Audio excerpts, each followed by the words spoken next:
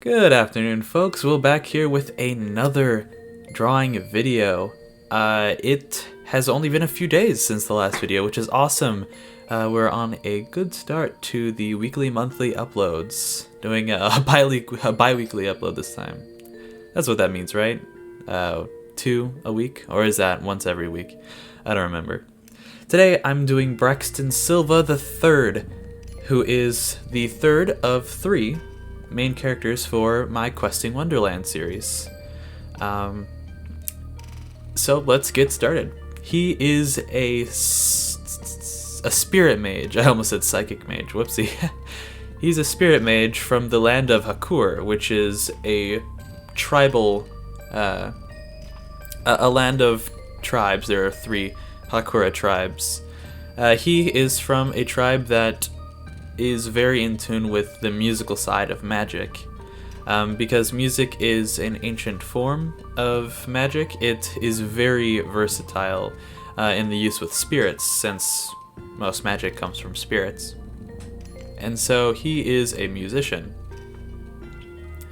He is a bard, basically. He has a little mandolin type what's it called, instrument, and he sings a lot. He's a singer. He is just a happy-go-lucky kind of guy. He is actually Raybon's husband, so Alice is kind of third-wheeling throughout the story. But, you know, it happens. Sometimes third wheels happen. So that's his little mandolin type thing. The hands were a little difficult because, you know, hands are usually always difficult, but it's tough with this instrument. I used a reference. I pictured myself. So I think it turned out pretty well. His 2 spirits are Liqua, which is a water spirit of healing, and Terra, the water spirit of herbs. And in the story, it goes over that, so I won't say too much. He is a charming character. He is quieter than Raybon, but not as quiet as Alice. He's outgoing, like Raybon, but he's a little more on the chill side. He's the good vibration kind of guy, in tune with the spirits, as I could say. So to show his more tribal nature, more connected with people, I gave him some robes. So the ancient Hakura tribes, or not ancient, the Hakura tribes have very robe-esque things.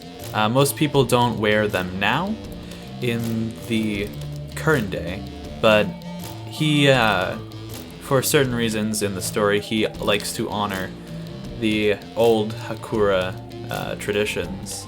So it's wearing robes, and also that thing that he has is on his right arm. The thing that kind of drapes over his shoulder and is worn around and connects to his middle finger on his right hand. That's an ancient wedding, let's say, apparel kind of thing. So like how we have wedding rings, that wedding sash would be a traditional Hakura wedding thing. It's pretty cool. I like the idea of it.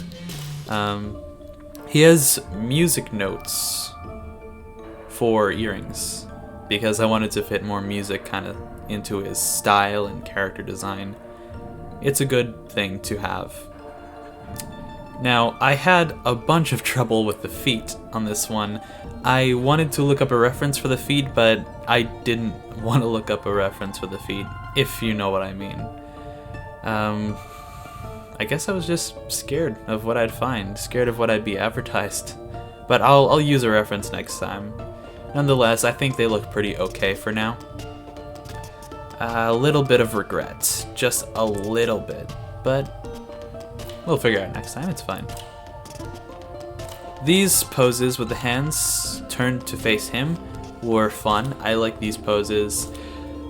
Some may say it looks unnatural, but I can do that with my hands, so If you think that's weird, then oh well, whatever.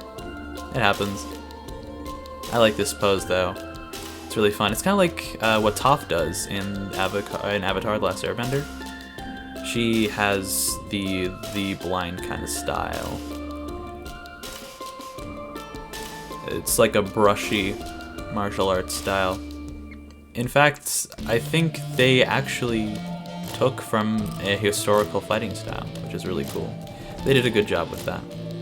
Onto the inking stage, we had lots of going over spots. The earrings were hard to position because I didn't want them to be tangents with the neck, but I suppose it worked out fine.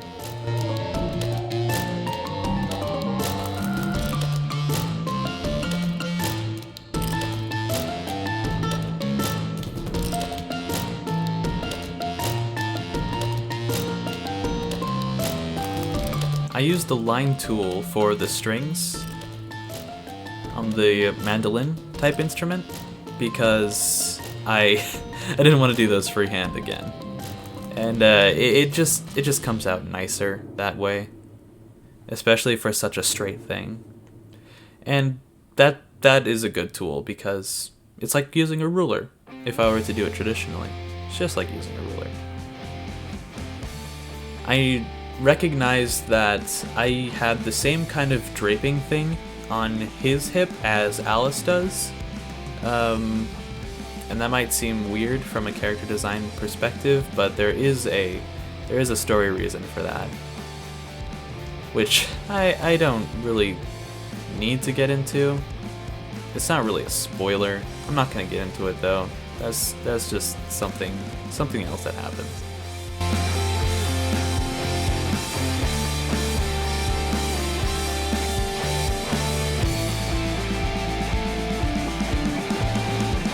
I did a lot of spacing out during this drawing. So as you can see, you can see pauses where I just pause on the screen and it just happens there. I kind of stared into the void a little bit in that because, well, I needed to think about how I wanted to go about things. It's just thinking stuff happens. I realized he's a lot cuter than I thought he would be. When I was drawing him, he's a lot softer, I suppose, but that's fine. He's not supposed to be a very muscular character, so he doesn't have big muscles on his arm or anything. He's just kind of vibing. All the muscle went to Raybon. Again with the feet, I wanted to do that and then I struggled with the heel and I was like, ugh, I'm just gonna copy it from the other side and I'll be fine. I'll use a reference next time. There you can see a good look at the ring that's attached to the sash, which is nice. I was going to put another ring on his other side, but I decided against it since he already has the wedding sash.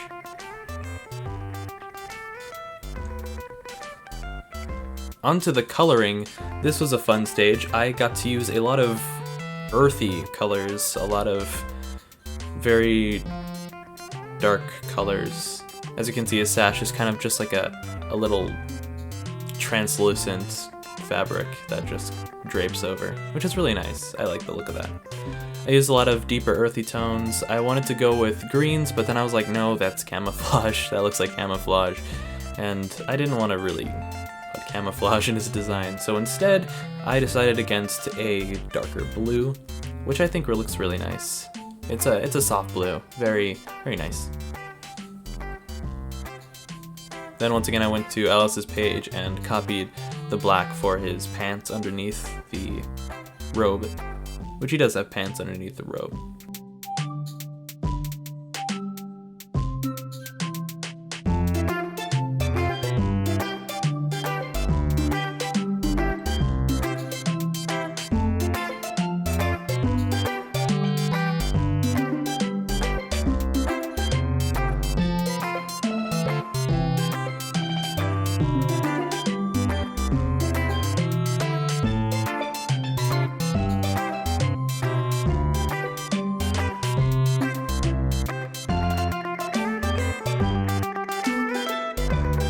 With shading the hair, I found it a little difficult because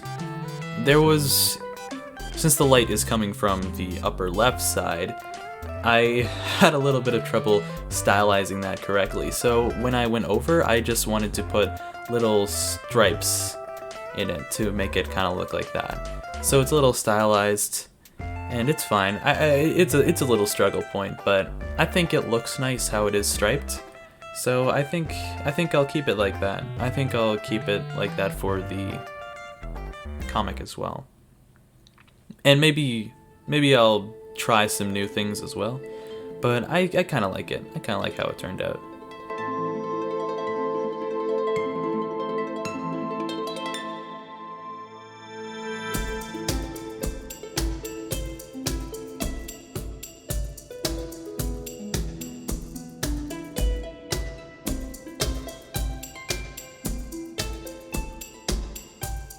And now for the shinies, I put a nice amount of shinies on his earrings just to show that, hey, they're a little poppin', you know. Put some more shinies on the sash and the mandolin kind of thing. Now, I tried some different techniques for the fairies. I used a flat brush and then with a soft brush, and then I went in with an airbrush and then the edge brush to use to make the white inlets, and then I used another different kind of airbrush to use the illumination, and then I went back on the shine layer to put shines around his face and the places that it was shining on. Overall, I think he has the biggest area of